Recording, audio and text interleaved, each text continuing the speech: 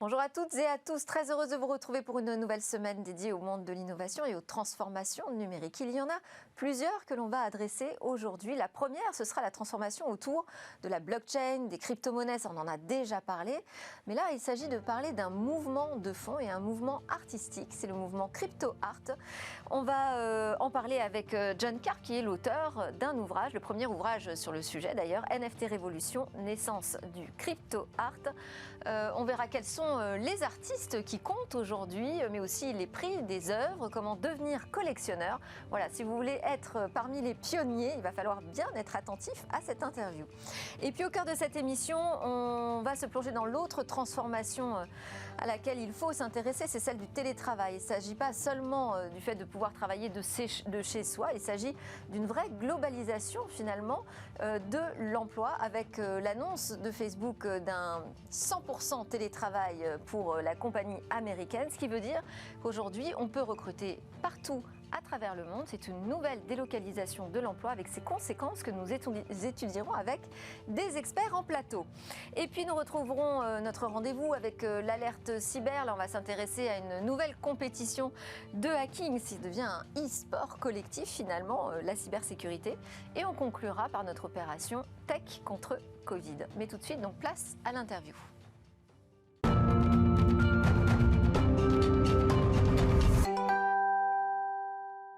NFT, alors c'est la naissance d'un nouveau mouvement qu'on va étudier avec John Karp. Bonjour. Bonjour. Vous êtes l'auteur avec Rémi Peretz de NFT Révolution, naissance du Crypto Art. Je disais que c'est le premier ouvrage que, en tout cas, je découvre moi sur le sujet.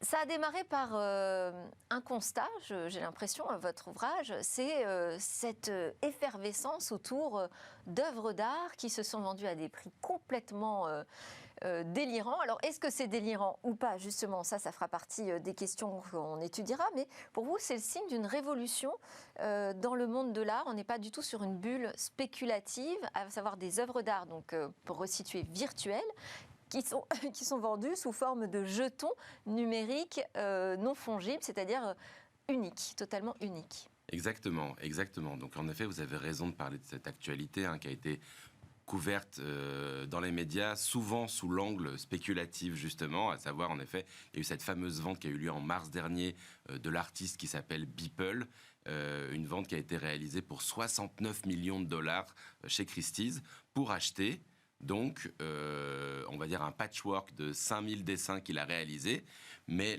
ce qu'a acheté la personne, c'est simple, c'est une image que tout le monde peut sauvegarder sur son ordinateur, et donc ce qui a été vendu, c'est ce NFT, ce non-fungible token, ce qui est tout simplement un titre de propriété d'un objet virtuel, qui donne les attributs de propriété d'un objet virtuel au même titre que n'importe quel titre de propriété, donc comme si vous aviez un acte notarié, comme pour votre appartement, vous avez la même chose pour un objet virtuel. Et donc, vous retrouvez tous les attributs de propriété, à savoir le vendre, l'échanger, le prêter, le détruire si vous voulez, le mettre en gage pour un crédit.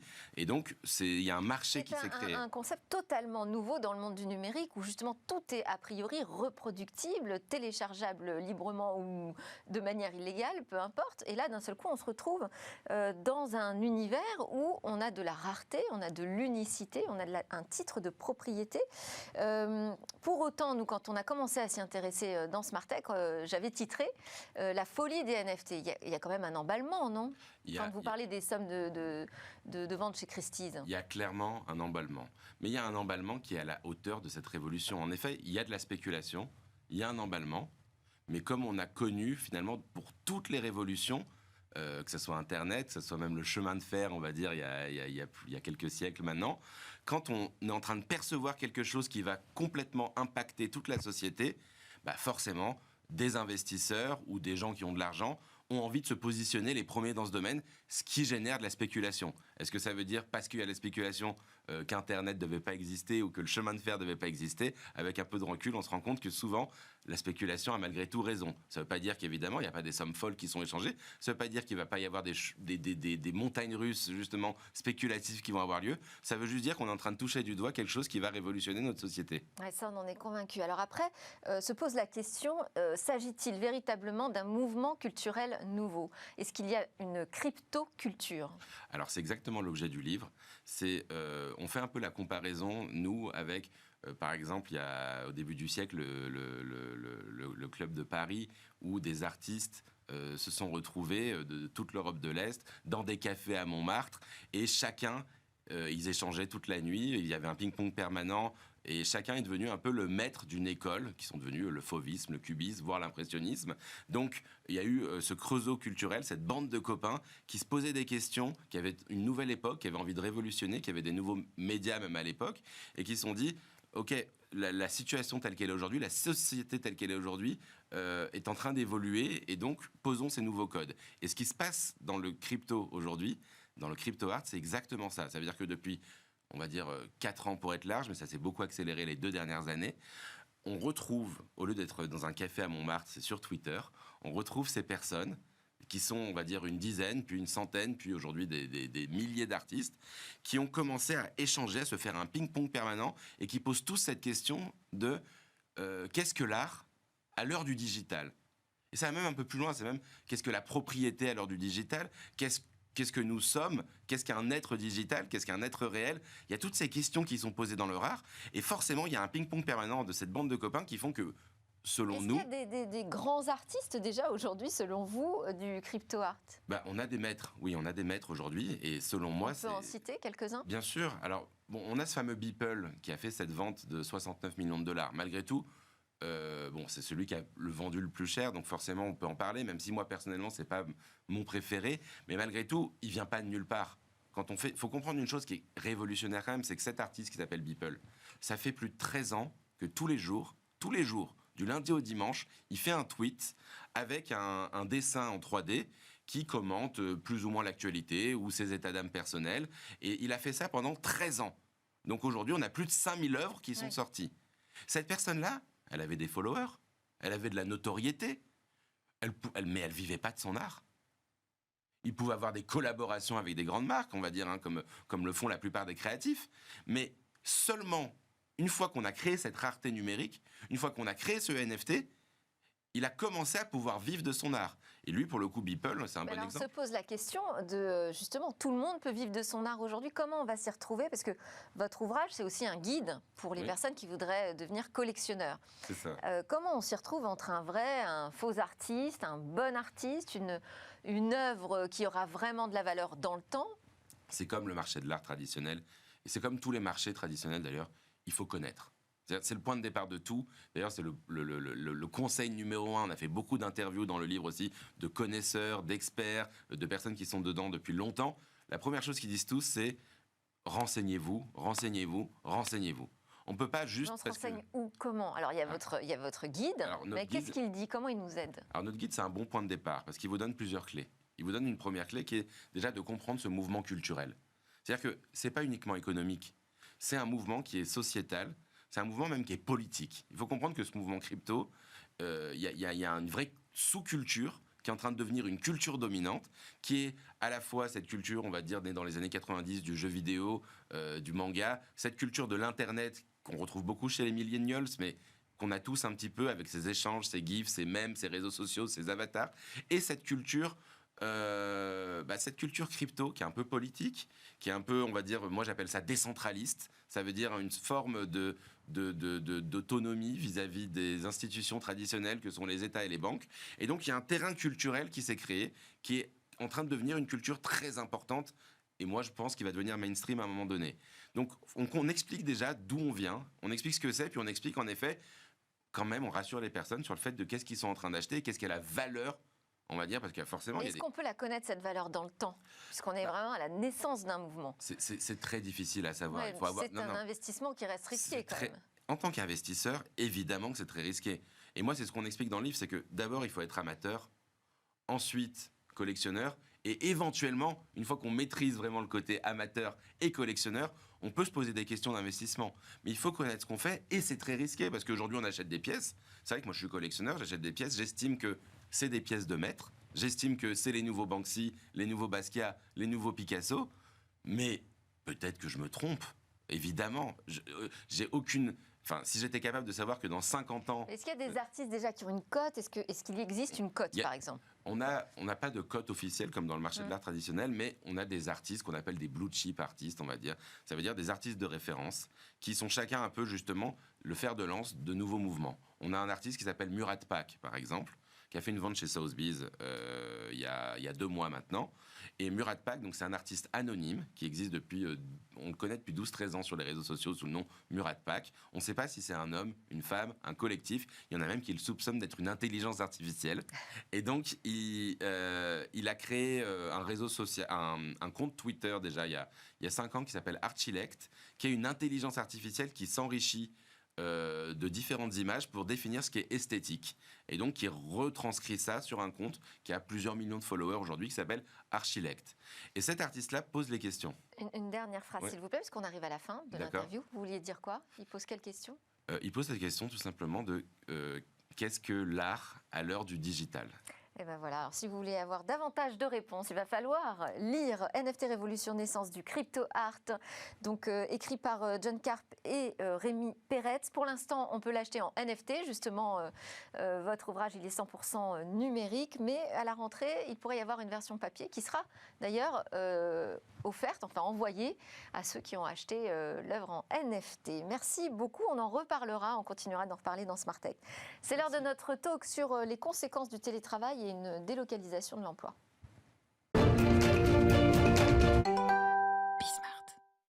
Alors que va changer le télétravail et la capacité pour les entreprises de recruter à travers le monde? D'abord, on a plusieurs personnalités parmi lesquelles on peut citer l'ancienne ministre du Travail, Myriam El Khomri, ou Benoît Hamon encore, qui appellent à la mise en place d'un chèque bureau sur le modèle du chèque restaurant pour éviter un isolement des télétravailleurs. On a aussi la légende de la technologie, Marc Andreessen, qui dit que l'essor de ce nouveau travail à distance pourrait être plus important comme révolution que la révolution Internet. On a aussi la COFAS qui a publié une étude sur l'avenir du télétravail dans le monde. 160 millions d'emplois seraient menacés au nord, 330 millions de salariés du sud seraient prêts à les assumer. Bon, ça fait beaucoup d'éléments dont on va débattre avec des experts autour de la table. En premier lieu, Laurent Grandguillaume, ancien député. Aujourd'hui, vous êtes directeur général adjoint du groupe Freeland, qui est spécialisé dans l'accompagnement des transitions professionnelles et des indépendants.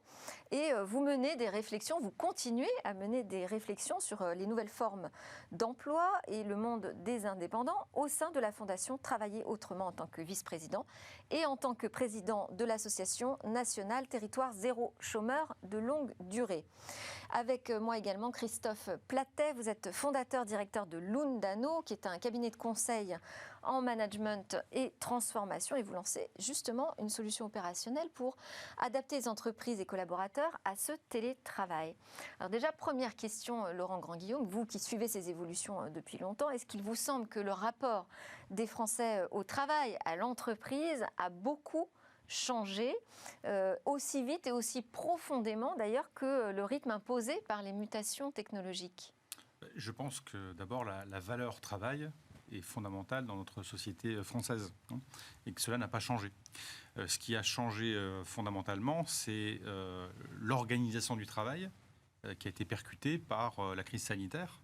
Et finalement, le télétravail qui était confronté à des freins culturels avant cette crise sanitaire, eh bien, ces freins ont sauté. Voilà, tous les verrous ont sauté du fait de la situation qui s'est imposée à chacun. Voilà. Donc ça a profondément changé.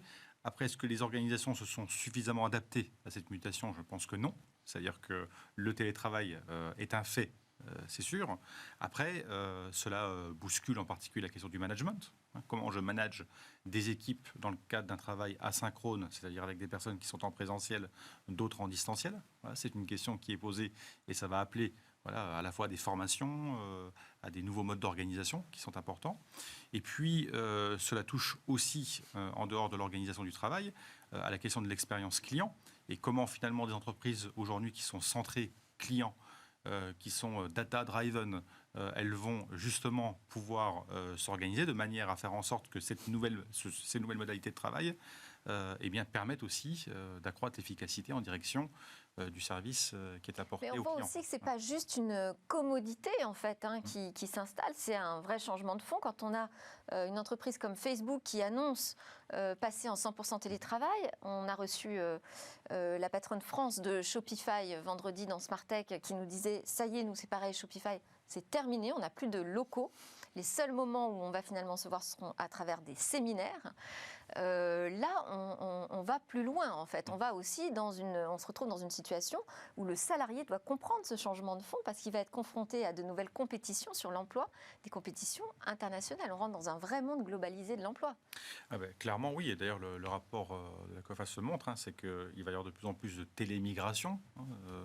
Sans doute aussi parfois des délocalisations liées au télétravail. Il faut, vous savez, dans tout progrès, il y a des ombres et des lumières. Oui. Donc, il y a des côtés positifs et il y a des côtés négatifs. Après, il faut les anticiper. Toute la question est d'en prendre conscience, au moins. Même si c'est négatif, prendre conscience des risques, déjà c'est s'y préparer. Exactement, c'est s'y préparer et puis se former aussi pour être compétitif. Car qu'est-ce qui va faire la différence, finalement, dans ce travail à distance, dans une compétition internationale ? Ça va être les compétences des personnes, et en particulier liées au digital, mais pas que. Et donc, il faut s'y préparer, il faut engager les formations nécessaires pour non pas seulement résister, mais être fer de lance de ces mutations et les mener là où nous sommes. Et ça va être des enjeux très importants pour alors les grandes entreprises, c'est sûr, mais aussi pour les TPE. Il va falloir prendre la PME. mesure. C'est peut-être pas encore tout à fait le cas. C'est la question que j'ai envie de poser à Christophe Platet. Est-ce que vous êtes d'accord avec M. Grand-Guillaume sur le fait que les entreprises n'ont pas encore tout à fait pris la mesure de ce qui se passait ? C'est tout à fait juste. Elles sont en train de prendre cette mesure-là. Il y a une pression forte qui vient des collaborateurs, des collaboratrices. Il y a un vrai appétit, une vraie appétence pour le télétravail qui est né effectivement de la crise. Et on voit que le dialogue s'instaure. Il a lieu en ce moment, là, depuis quelques mois maintenant. Et c'est un dialogue qui prend du temps parce qu'il y a effectivement des pour et des contre. Et c'est un modèle totalement différent. C'est pas juste des personnes qui travaillent de chez elles. C'est pas juste ça la définition du télétravail. Il y a beaucoup de conséquences effectivement en termes de management, de façon de travailler en équipe, de façon juste d'organiser aussi l'équilibre entre le déséquilibre, parce que finalement on était habitué à un équilibre avant qui était très simple, très normé. On allait tous les jours au travail, tous les jours au même endroit. Et là maintenant, la crise a déstructuré ça. Elle l'a déstructuré dans le tout ou rien, c'est-à-dire qu'on est passé de 100% travail à 100% télétravail, et on est en train de positionner l'équilibre. On voit que les entreprises se cherchent, elles se cherchent beaucoup, les accords sont en train d'être négociés, et je trouve que c'est l'avantage d'ailleurs un des avantages qu'on a dans le dispositif français, c'est que le dispositif au niveau des entreprises, les organes représentatifs et le gouvernement aussi, qui fixe des règles, sont aussi l'occasion de poser, je n'ai pas envie de dire tranquillement, mais de poser correctement le débat, là où d'autres pays vont plus vite. Alors est-ce qu'ils ont raison d'aller, les entreprises américaines qui vont massivement vers le tout télétravail? On verra ce que ça donne. En tout cas, en France, on y va plus doucement, mais peut-être de façon aussi plus encadrée. Est-ce que notre cadre français est adapté à cette transformation, selon vous, Guillaume ? Alors, je pense que oui, et pour une bonne raison, c'est que nous avons la chance d'avoir aussi dans les territoires, aujourd'hui, des vraies dynamiques qui se créent autour des tiers-lieux. Les tiers-lieux sont des espaces dans lesquels vous avez du coworking, vous avez d'autres espaces créatifs, on va dire, qui réunissent des entreprises, des salariés, des start-up, des associations. Il y en a plus de 3000 en France, et c'est une chance. Car si les entreprises ne sont pas forcément toujours prêtes pour le faire, les salariés, eux, connaissent souvent autour de leur domicile ces lieux dans lesquels ils ont pu aller, ou alors ils ont pu en entendre parler, et ils ont envie de s'y rendre. Pourquoi ? Parce qu'ils vont éviter ainsi des déplacements pendulaires. On sait que les déplacements pendulaires, c'est une charge contrainte sur le pouvoir d'achat. Ça coûte de l'argent à un salarié que de se déplacer, même s'il y a une part qui est prise en charge par l'employeur. C'est du temps, c'est du stress. Donc finalement, éviter... Et de la pollution. Voilà, et de la pollution. Donc éviter cette pollution, ce stress et ces coûts, c'est un avantage aussi pour Alors on arrive, parce que vous abordez la question du coût, on arrive à ce chèque bureau. Parce que c'est un coût aujourd'hui d'aller dans un espace de coworking. Alors c'est un coût, bien sûr, pour l'entreprise, mais ça peut être un coût aussi pour un indépendant qui travaille avec une entreprise. Enfin, donc ce sont effectivement des coûts. Ou pour le salarié qui préfère ou qui n'a pas la possibilité de travailler de chez lui, mais qui va préférer se rendre dans un espace de coworking sans forcément qu'on lui demande. C'est ça, parce un coût. que ce qu'on ne prend pas en compte aujourd'hui, ce sont aussi les conditions de logement des personnes. Hein, et j'ai pas forcément chez moi, voilà, une pièce pour travailler, un bureau, un espace où je peux m'isoler, voilà. Et du matériel qui me permettent aussi de travailler dans de bonnes conditions. Bon. Donc tout ça fait qu'il y a cette possibilité de développer encore les tiers-lieux et de les soutenir par l'intermédiaire d'un chaque bureau. En tout cas, c'est une idée.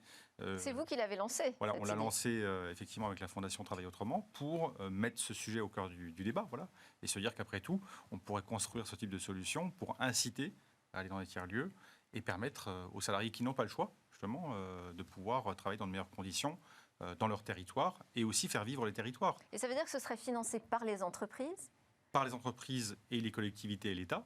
Après, il faut voir dans quelle clé de répartition. Mais je crois important aussi que la puissance publique puisse intervenir dans ce soutien. Voilà. Car derrière, il y a aussi des politiques publiques d'aménagement du territoire. Quand vous parliez de la concurrence internationale entre les acteurs, il y a aussi une concurrence quelque part entre les territoires. Et si dans un territoire, on est capable de rassembler les acteurs d'une entreprise, des startups, des associations, des services publics dans un même lieu pour créer ensemble, eh bien, on aura un avantage aussi concurrentiel. Car qu'est-ce qui fait aussi l'avantage concurrentiel ? C'est la capacité d'innover, c'est la capacité de construire ensemble, de coopérer. C'est ça qui fait aussi la différence. Bon, on va y revenir. Sur la question de ce nouveau paradigme, comme on dit aujourd'hui, autour du travail, ce sont les outils numériques qui l'ont rendu possible, hein, ce travail à distance ou ce travail hybride, mais qui a donc déstructuré notre organisation jusqu'ici assez linéaire. De quel secours peuvent être ces mêmes outils numériques pour réorganiser le travail, mais un travail hybride ? Alors, effectivement, l'opportunité qu'ont eu les entreprises, c'est effectivement l'avènement d'un certain nombre de solutions qui ont fait que technologiquement, la plupart des entreprises, dans un délai extrêmement court, ont réussi à s'organiser à partir du 17 mars de l'année dernière. Donc voilà, tout ce qui est outils pour la visio, outils pour l'échange, pour les échanges de données, voilà, pour le fait de pouvoir travailler effectivement, entre guillemets, n'importe où, les connexions réseau, entre autres. Après, la question qui vient derrière, c'est l'organisation de ce télétravail. Parce qu'encore une fois, ça ne préexistait pas, sauf de façon très exceptionnelle, des personnes qui contractuellement avaient la possibilité de faire souvent une journée de télétravail, pas beaucoup plus. Mais le fait de l'organiser n'était pas du tout préparé. Est-ce qu'on a des outils adaptés pour ça aujourd'hui ? Alors aujourd'hui, il y avait des outils de planification qui existent dans les entreprises, mais qui n'étaient pas vraiment destinés à ça, qui étaient plutôt destinés à suivre des activités sur des projets et autres. C'est d'ailleurs nous le choix qu'on a fait, l'orientation qu'on a prise, c'est justement de développer une application de ce type-là pour organiser le télétravail. Nous, on part du principe que de le laisser totalement libre, de le laisser totalement à la main de l'organisation ou des salariés dans la durée, ça ne peut pas marcher, que ce soit sur des petites ou des grandes structures, et que voilà, ça doit être un minimum organisé par l'entreprise et par les collaborateurs, et surtout de façon interactive en plaçant le manager au centre du jeu. Vous l'avez évoqué tout à l'heure avec le management. On imagine le casse-tête que ça peut représenter d'avoir des salariés partout sur la planète à des créneaux horaires différents de connexion. C'est un casse-tête. Voilà, c'est un casse-tête et aujourd'hui, jusqu'à maintenant, très peu d'outils pour l'organiser et le structurer. Donc effectivement, ce sont les sujets sur lesquels les entreprises se positionnent aujourd'hui pour répondre à cette problématique. Et sur la partie management, est-ce que ça passe aussi par des outils numériques ou là, ça passe plutôt par des formations finalement ? Ça passe beaucoup par des formations et de l'accompagnement et on voit dans les entreprises que c'est en train de sortir comme étant un vrai sujet, c'est-à-dire l'accompagnement des managers pour un mode de fonctionnement à distance. Et qu'est-ce qui ressort ? Il ressort comme toujours, hein, c'est-à-dire les populations de managers qui se débrouillent plutôt bien parce qu'ils avaient l'habitude de le faire, puis les populations de managers Mais est-ce qu'on a qui sont des très experts attachés. pour les former, ces managers ? Qui est capable aujourd'hui de dire voilà comment il faut s'organiser, voilà comment former un bon manager de demain ? Moi, je pense que dans le domaine, par exemple, de l'IT, depuis longtemps, les acteurs du domaine du numérique ont l'habitude de travailler avec des indépendants qui sont à distance, d'accord, parfois à l'étranger, et donc qui ont eu cette habitude à mener des projets, à piloter des projets avec des personnes à distance et en présentiel. Donc on peut s'inspirer de leur pratique déjà. Ça, c'est le premier point. Puis deuxième point, il y a une problématique dont on parle peu, mais en télétravail, il y a une forte culture de l'oral.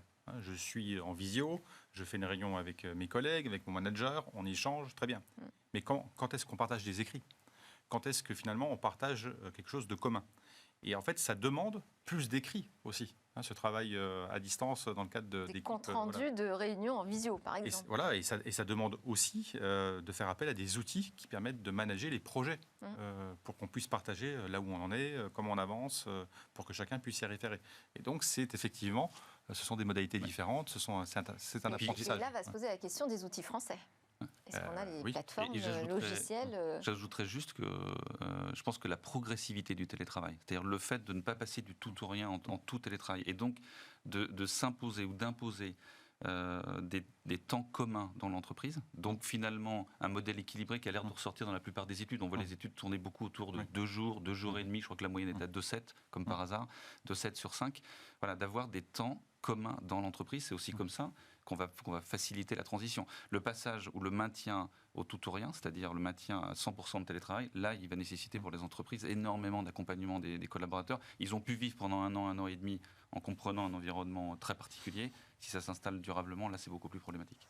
Laurent Grandguillaume, vous étiez sur les bancs de l'Assemblée, donc vous connaissez bien cette question politique. Comment le politique va s'adapter à cette nouvelle donne? Parce que quand la COFAS nous dit, dans les services dont les emplois à forte valeur ajoutée, le Covid a montré qu'il était possible de passer à un régime télétravail permanent. Or, si un métier est télétravaillable à 100%, il devient délocalisable, ça devient un sujet politique.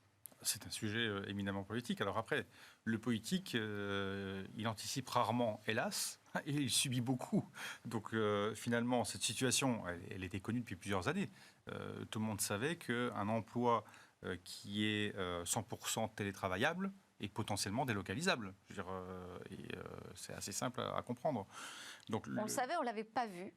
Et on n'avait pas encore de grandes entreprises qui annonçaient vraiment y avoir recours à ces emplois délocalisés totalement, y compris sur les entreprises de services et sur les métiers à forte valeur ajoutée. C'est ça, on le savait, mais on ne voulait pas le voir.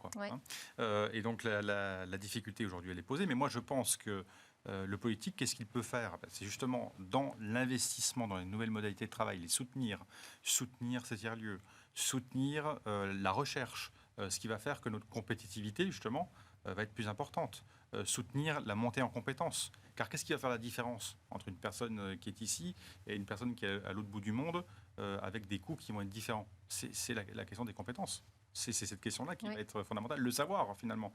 Comme l'écrivait très bien Peter Drucker, mais c'était dans les années 90, qui travaillait sur le management aux États-Unis, et il avait très bien vu qu'au XXIe siècle, le sujet sera celui du savoir, c'est-à-dire de la compétence. Et c'est ce qui va différencier les personnes. Donc la formation va devenir un élément fondamental. Moi, je me demande si ce n'est pas, au contraire, une opportunité. Le problème de la délocalisation... Pour qui justement pour freiner ou pour mieux encadrer ou mieux piloter la délocalisation. La délocalisation des postes en France, notamment sur les postes que vous évoquez, les services dits à haute valeur ajoutée, il existe depuis très longtemps ce sujet. Des entreprises qui délocalisent ce qu'on appelle le offshore ou le nearshore depuis très longtemps. Le télétravail, c'est une occasion, parce que c'est vrai qu'il peut y avoir un gain économique pour les entreprises. Il ne faut pas se raconter l'histoire. Pourquoi les entreprises délocalisent? Jusqu'ici, quand même, quand vous dites que ça existe déjà, jusqu'ici, justement, ces activités cœur de métier, elles étaient localisées près des sièges, plutôt.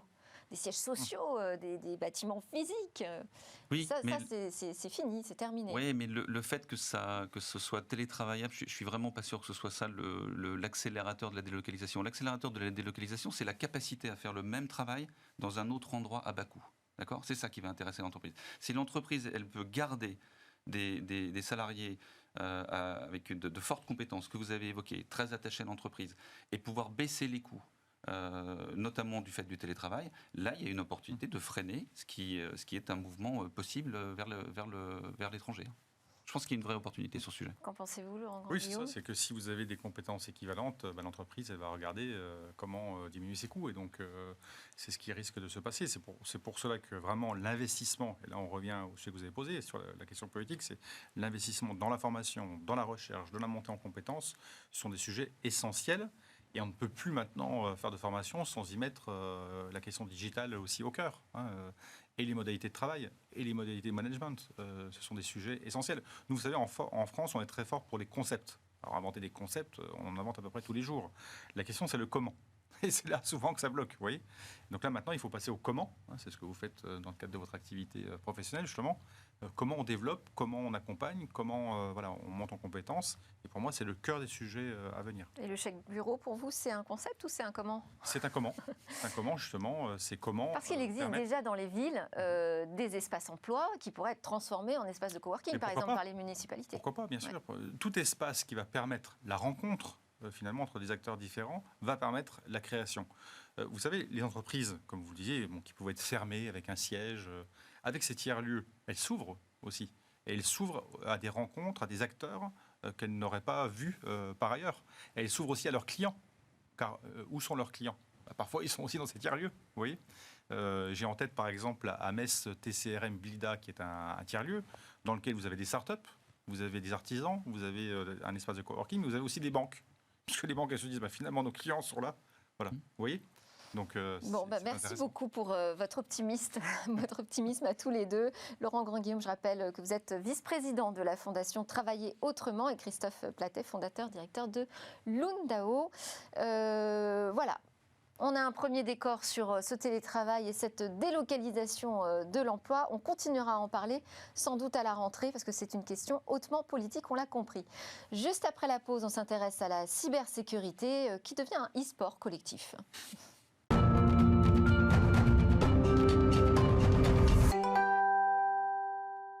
Et vous regardez Smart Tech, vous êtes de retour sur le plateau pour notre rendez-vous avec l'Alerte Cyber et Damien Bancal, notre expert en cybersécurité, fondateur de Zataz.com. Bonjour Damien. Bonjour. Très contente de vous retrouver. On va démarrer avec une nouveauté, c'est une compétition d'e-sport, la première du genre qui est dédiée au hacking éthique. Oui, complètement. C'est même une énorme nouveauté pour le Forum international de la cybersécurité. Delphine, vous en avez souvent parlé à l'antenne. Et cette année, le 7, 8 et 9 septembre à Lille, dans les Hauts-de-France, eh bien, ce Forum international de la cybersécurité va proposer l'European Cyber Cup. Alors, c'est quoi? C'est la première compétition d'e-sport dédiée au hacking éthique. Alors, s'il fallait définir un petit peu le hacking éthique, en gros, c'est du piratage licite, c'est du piratage autorisé. En gros, c'est tester toutes les techniques que peuvent employer les pirates informatiques dans une immense compétition d'e-sport qui va durer 2 jours. Et la mission en fait des concurrents est de trouver des traces de pirates ou alors d'agir comme des pirates. Et donc c'est un vrai sport collectif. Et c'est pas plus mal parce que vu les enjeux, il serait temps qu'on s'y mette à plusieurs. Il y a une autre nouveauté, les bug bounty, ça existe aussi depuis quelques temps. En fait, on demande à une communauté de hackers éthiques de travailler sur des failles de sécurité. Mais alors là, ce qui est nouveau aussi, c'est un live bug bounty. Oui, c'est ça, c'est complètement fou. C'est que il faut savoir que cette année, il va y avoir 2 grosses sociétés qui s'occupent des bug bounty. Alors, il y a YesYak et Yogosha. Et leur mission, en fait, est d'avoir fait appel à des entreprises, mais c'est aussi les entreprises qui font appel à ces spécialistes du bug bounty. Alors, c'est quoi? Vous avez une entreprise, on va prendre par exemple Bismart. Bismart veut faire appel à des hackers éthiques, donc à des informaticiens, à des spécialistes de la cybersécurité, mais aussi à des passionnés qui, après quand même avoir été contrôlés par les organisateurs, s'assurer qu'on ne se retrouve pas avec des dangereux pirates, eh bien, ils ont un périmètre à cybersurveiller, à contrôler. En gros, c'est de trouver des failles potentielles qui pourraient être utilisées par des pirates informatiques. Et ces bug bounty, en fait, vont permettre d'abord de s'entraîner, et ça, c'est plutôt pas mal. Ensuite, ça va permettre de rajouter des lignes dans son CV, surtout dans un milieu qui recherche de plus en plus de bras et de cerveau. Et ensuite, et pour finir, ça va permettre de gagner un petit peu des sous. Pourquoi? Parce que les entreprises qui font appel à ces bug bounty proposent donc à ces chercheurs de trouver les potentielles failles qui vont permettre de pirater l'entreprise. Et si jamais des failles, des exploits, des possibilités sont découvertes, il y a des primes. Donc ces bug bounty, en fait, permettent de s'entraîner, d'aider, et puis de gagner un peu d'argent. Et ça, c'est plutôt intéressant parce que aussi, il y a l'emploi derrière. Il y a de potentielles possibilités de trouver un travail. Oui, on ne gagne pas juste un bounty, heureusement, les primes sont quand même plus élevées. On va vous retrouver alors sur le FIC cette année, ce sera donc début septembre à Lille. Oui. Ouais, j'ai une énorme chance, hein, pour info. Le FIC a été créé en 2007, c'est sa 13e édition et mon blog a la chance d'être encore partenaire et je vais animer, eh bien, les 2 jours de l'European Cyber Cup. Donc autant dire qu'on va y apporter un petit peu, sa touche, personnelle, avec des interviews, avec des rencontres et puis je vous dis, hein, cet European Cyber Cup va être très étonnant parce que sur 2000 m², il va y avoir plusieurs compétitions et Delphine, vous me connaissez un petit peu sur mon côté geek. Il va y avoir aussi une soirée jeux vidéo avec une compétition de jeux vidéo. Donc autant dire que les bras et les jambes auront agi toute la journée et puis le soir on va pouvoir se détendre. Super, et je pense qu'on s'y retrouvera. Je pense que je vais m'échapper un petit peu pour partir à Lille, vous rendre visite là-bas sur le FIC. Merci beaucoup Damien Boroca. Je rappelle que vous êtes le fondateur du site zataz.com. Merci pour vos alertes cyber. Alors à suivre, c'est notre opération du lundi, Tech contre Covid. On va voir comment on peut détecter ce virus beaucoup plus rapidement.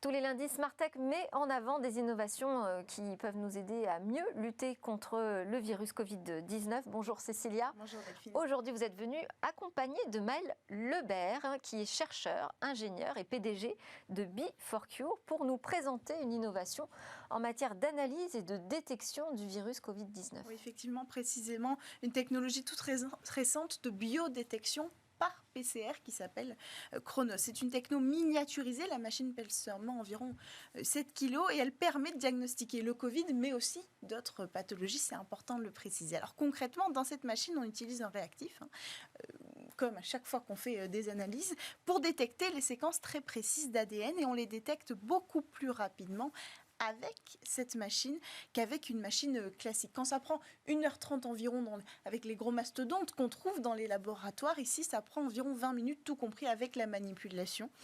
Alors, un des secrets de cette miniaturisation, évidemment aussi, c'est qu'ici on réalise seulement ou 1 ou 4 tests à la fois, alors que sur ces machines classiques, on peut en faire environ 90 à la fois.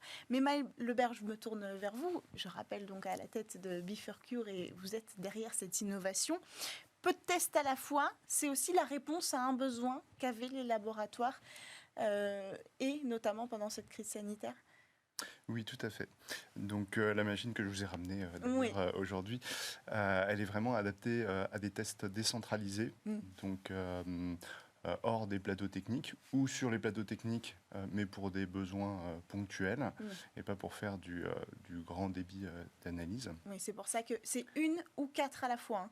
Vous pouvez nous montrer comment ça fonctionne ? Donc ça fonctionne avec une petite puce que vous voyez là. Donc on mélange le réactif avec l'échantillon qu'on injecte dans cette petite puce et on va insérer ensuite cette petite puce dans la fente, dans la machine. Et en une quinzaine de minutes, on va obtenir l'analyse par PCR. Et cette machine, elle marche sur batterie. L'idée, c'est de permettre une certaine agilité. Donc cette machine, elle pèse environ 7 kg, comme vous l'avez dit. Donc elle peut fonctionner sur batterie, donc elle peut être utilisée sur le terrain pour faire des analyses en décentralisé. Dans quelle situation, par exemple ? Donc alors aujourd'hui, une des premières applications de la machine, c'est dans les aéroports, pour le Covid-19 notamment. Donc on a 3 machines qui sont situées sur l'aéroport de Marseille. Donc si vous allez à Marseille et que vous faites un test rapide Covid, ce sera très certainement sur cette machine que ce test sera réalisé. Ensuite, il y a beaucoup d'applications potentielles à cette technologie, pas seulement dans le diagnostic, aussi dans la biologie industrielle. Alors, justement, je vous coupe. Votre premier objectif, quand vous avez créé cette technologie, c'est ce que vous m'expliquiez, c'était de viser le secteur industriel seulement. Alors, pourquoi finalement vous avez proposé une technologie pour les destinée aux biologistes en particulier ? Oui, tout à fait. Alors, à l'origine, la technologie a été largement financée par le ministère de la Défense, notamment par la DGA. Donc pour faire de la prévention contre les attaques bioterroristes. Donc les militaires sont très intéressés en fait de pouvoir anticiper les attaques bioterroristes et de pouvoir mesurer extrêmement rapidement la présence de virus ou de bactéries très dangereuses qui pourraient être utilisées pour ce type d'attaque. Donc après, par extension, il n'y a pas que les bioterroristes qui disséminent des bactéries qui peuvent être dangereuses pour l'homme. On en trouve un peu partout dans la nature. Et aujourd'hui, c'est vrai qu'on a énormément de micro-organismes qui sont indispensables pour les écosystèmes, donc pour la biodiversité, etc. Et il y a quelques micro-organismes qui sont très dangereux. Et si on ne veut pas tout détruire avec des biocides, des antibiotiques large spectre, ce qui est très mauvais pour l'environnement, il faut pouvoir mieux cibler les dangers et donc utiliser ce type de machines qui permettent de faire des analyses sur le terrain. Alors j'ai quand même une question pour revenir au virus Covid-19. Aujourd'hui, on a une forte préoccupation sur les variants. Est-ce que cette machine est capable de détecter les variants ?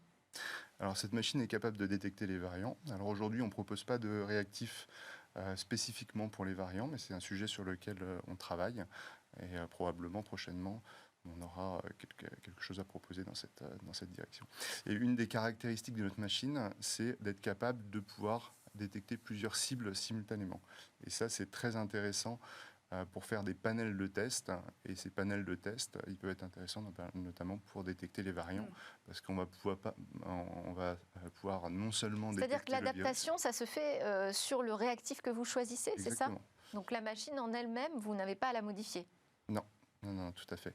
C'est en fait la réaction de PCR, c'est une réaction dans laquelle on amplifie des séquences génétiques qu'on veut détecter. Et on peut amplifier plusieurs de ces séquences simultanément. Et donc, on peut programmer le réactif pour détecter tel ou tel type de séquence génétique, donc tel ou tel type de variant ou tel type de virus ou de bactérie. Et ça, c'est quelque chose qui est très, très souple et qui peut servir à beaucoup de choses. Ça a l'air très simple comme utilisation, mais c'est toujours uniquement destiné aux biologistes. Il faut avoir une formation de biologiste pour utiliser. Voilà, tout à fait. Alors, pourtant, on pourrait s'il suffit d'appliquer le réactif. Alors peut-être un jour on pourra utiliser ce type de machine par un non-technicien pour faire du diagnostic, mais pour le diagnostic médical, effectivement la réglementation impose aujourd'hui que la PCR soit réalisée. Est-ce que le résultat il sort comment ? Il y a une interface Alors il y a un petit ordinateur que je n'ai pas ramené, mais avec un logiciel. La machine est connectée, donc on peut se connecter dessus par Wi-Fi ou avec un câble Ethernet. On peut la commander à distance et interpréter les résultats à distance aussi, ce qui est très intéressant, notamment pour faire de la détection sur site. Ça permet que le biologiste référent ne soit pas forcément à l'endroit où est la machine. Il peut interpréter les résultats à distance. On arrive vraiment tout à la fin. J'ai juste une dernière question sur l'enjeu de la rapidité, de passer de à peu près 1h30, tu disais Cécilia, à 30 minutes. C'est un enjeu important ? Alors pour beaucoup d'applications, effectivement, surtout quand on fait des mesures sur site, si on veut faire une dizaine de mesures à un endroit particulier. Imaginons par exemple qu'il y a un avion qui arrive dans un aéroport, il y a 10 personnes qui arrivent, il faut tout de suite les analyser, donc il faut que l'analyse soit très rapide, et en plus il faut pouvoir faire plusieurs analyses à la fois. Oui, l'enjeu dans les aéroports, effectivement, on le voit, et puis sans doute pour l'armée également sur des sites à risque. Merci beaucoup, merci donc Maëlle Lebert, PDG de Before-Cure, et merci Cécilia Sévry. À suivre, c'est le Lab avec les entreprises du numérique qui viennent pitcher dans Smart Tech. Merci à tous de nous avoir suivis, c'est le début de semaine, on continue demain donc avec de nouvelles discussions sur la tech.